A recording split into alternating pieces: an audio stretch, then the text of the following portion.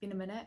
I don't know what it is. Every time that I sit down to film, I always get so thirsty. Like, I don't know if it's because I'm like talking a lot or if I'm like somehow nervous, just like talking to the image of my face in the camera in front of me. I don't know.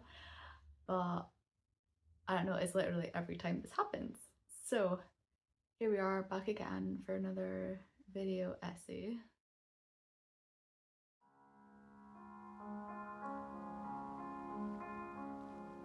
Various efforts to prevent our planet from bursting into flames before its time have become more and more prevalent over the years, from food and drink establishments exchanging plastic straws for paper ones, takeaways replacing styrofoam with some sort of coated cardboard, and low emission zones creeping into every city. The attempts of our society to make our everyday lives more green continue. Despite these measures being introduced to the lives of every average Joe, the effects of global warming are as visible as ever. Indeed, I do understand that tangible change will not happen overnight or even over the course of several years. The climate.gov website informs me that over our entire recorded history, the past decade has shown the highest temperatures ever recorded. Now, I think that is a rather terrifying thought, along with the fact that there is now quite visible evidence that even those except the most zealous climate naysayers just cannot deny. For example, wildfires. The Greek wildfires in the summer of 2023 claimed several lives, and they also significantly disrupted the lives of countless more.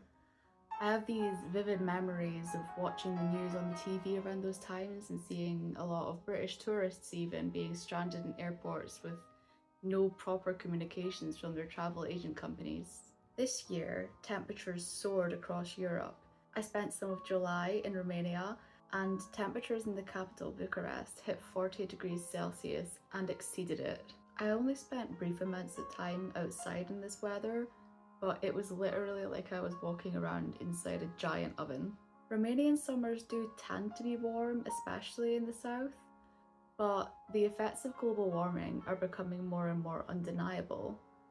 So, what are we to do about it?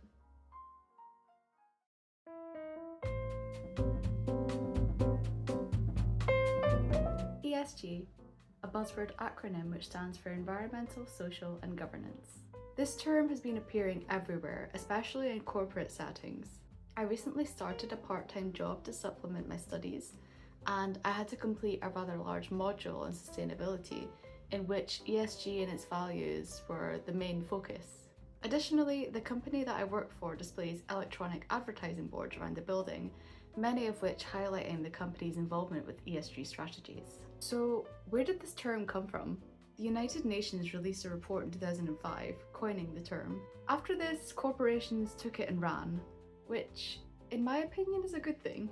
I believe that the solution to our climate woes will be an expensive one, so it's important that those with the means to actually make a difference are in the know. ESG has made its way into the world of investing, and this is exactly where we want it. Investment banking giant Morgan Stanley released a report earlier this year from their Institute for Sustainable Investing, which showed a real positive trend in investors being interested in incorporating ESG into their portfolios. The top areas of interest appeared to be climate, healthcare, and water sustainability. However, it's not all sunshine and rainbows. Some of the investors who completed the survey said that they were reluctant to invest in certain companies for fear that their commitments to sustainability were exaggerated, a concept known as greenwashing. Greenwashing itself can be difficult to identify, mostly because there are conflicting views as to what qualifies a given fund as sustainable. Big Four member Deloitte wrote in one report that sustainability analysis is at least as complex as financial analysis. And this is a statement that I could not agree more with. Sustainability itself is a sliding scale. Everyone has different values and expectations. This is something that cannot be easily quantified on an analyst's spreadsheet.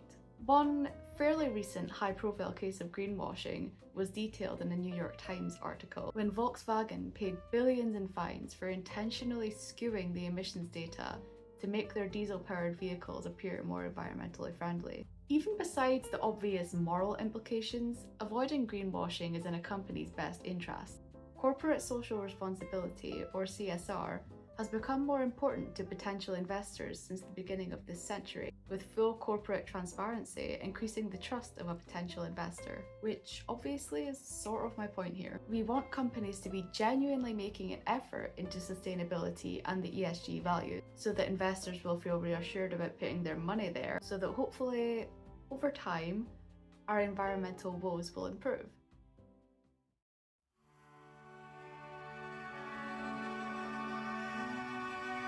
Fossil fuels make our world tick. As a species, we have actually utilised fossil fuels for thousands of years, with early humans discovering that coal burned better than firewood, and that the petroleum which floated up from deep buried crude oil could be used in waterproofing objects such as boats.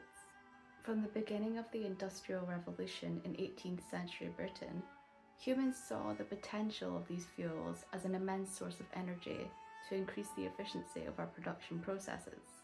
But back then, we had no idea what the future ramifications of this would be. Excess carbon emissions from the burning of fossil fuels are bad for our planet, that's undeniable. However, this is not the only way in which the climate is affected. Natural processes, such as volcanic eruptions, also have a notable effect. Climate scientists are aware of our planet's natural peaks and valleys when it comes to temperature and climate. But it is now widely agreed that the increases we've seen in the past few decades just cannot possibly be down to natural processes. It must be as a result of our actions.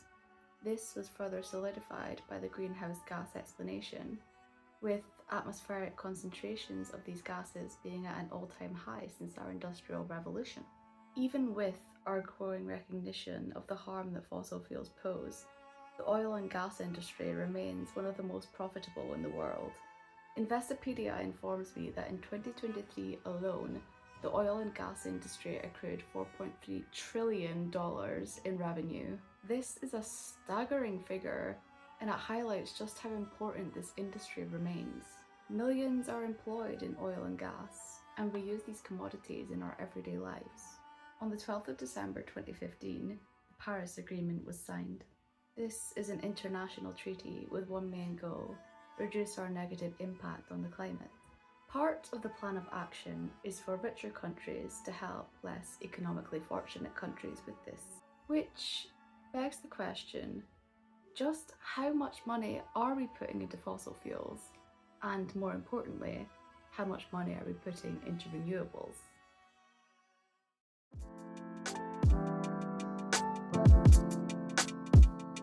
Investors are attracted to the oil and gas industry. Our world is highly dependent on it. The developed world could not function the way it does today without fossil fuels. Despite its obvious importance, there are other features which attract investors to this particular commodity. The US government offers incentives such as tax relaxation benefits to those who invest in the oil industry. Additionally, oil production is not linked to the stock market, making these investments more secure in a way because they're not subject to the daily fluctuations of stock prices. This being said, there are of course oil companies which do trade through the stock market. For example, multinational corporation ExxonMobil. ExxonMobil's dividend stocks are known to be safe investments. Dividend stocks can be attractive investments because there is a periodic payment of the company's earnings made directly to the investors. Another attractive fossil fuel stock is Halliburton. Having been on the scene for over 100 years and being involved in every aspect of oil and gas assets, they are a real notable player in the game. Investor interest in these assets is even less surprising when you consider the encouragement that they get from asset management companies. BlackRock, one of the most well-known and respected household names in asset management, have featured in recent media for their apparent lack of taste for green investments. In 2020, BlackRock's founder and CEO Larry Fink wrote a letter highlighting how climate change may affect the world of investing. This led to BlackRock releasing an official client letter stating, "We believe that sustainability should be our new standard for investing." It then goes on to say that the BlackRock investment teams consider ESG factors when it comes to the investment processes. So why am I mentioning this letter from 4 years ago? Well, because it is actually relevant to much more recent happenings regarding BlackRock. In an article released by the FT in August 2024, titled "BlackRock's Support for ESG Measures Falls to New Low," it was unveiled that in recent annual meetings, they supported a meagre 20 of 493 social and environmental proposals brought to them by the shareholders, which is barely 4%. I'm not really seeing this massive support for ESG here. So, are there any asset management companies which are placing a focus on sustainable investments? This was not as easy a question to answer as I first expected. It seems that all of the main players have articles or web pages dedicated to their own contributions to sustainability. So I decided that on this one rare occasion, it may actually be better to rely on word of mouth. I live in London, a city which is intimately entangled with the world's financial markets. So I actually know quite a lot of people who have a great deal of knowledge within these matters. One company was mentioned which I'd actually never heard of before, Osmosis Investment Management. Relatively new players, having started in 2009, this company seems to have a unique focus specifically on sustainability. Their website claims that their strategies are involved in reduction of carbon emissions, water consumption and waste production, and it seems their reputation precedes them, as in 2023, Dutch pension fund PGB awarded Osmosis with an ESG mandate worth 4.5 billion euros, which was apparently the largest new ESG mandate to ever be given to an asset manager. This sounds pretty impressive to me, and this is a company that I think will be worth keeping an eye on in the future.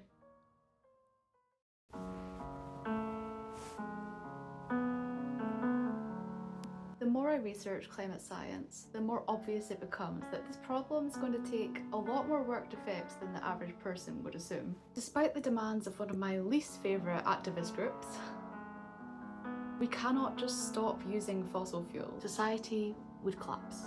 But that doesn't mean that we shouldn't keep trying to find renewable solutions. Contrary to popular belief, there are rich and influential people out there who do care about the environment, and they do want to use their resources to help improve our planet.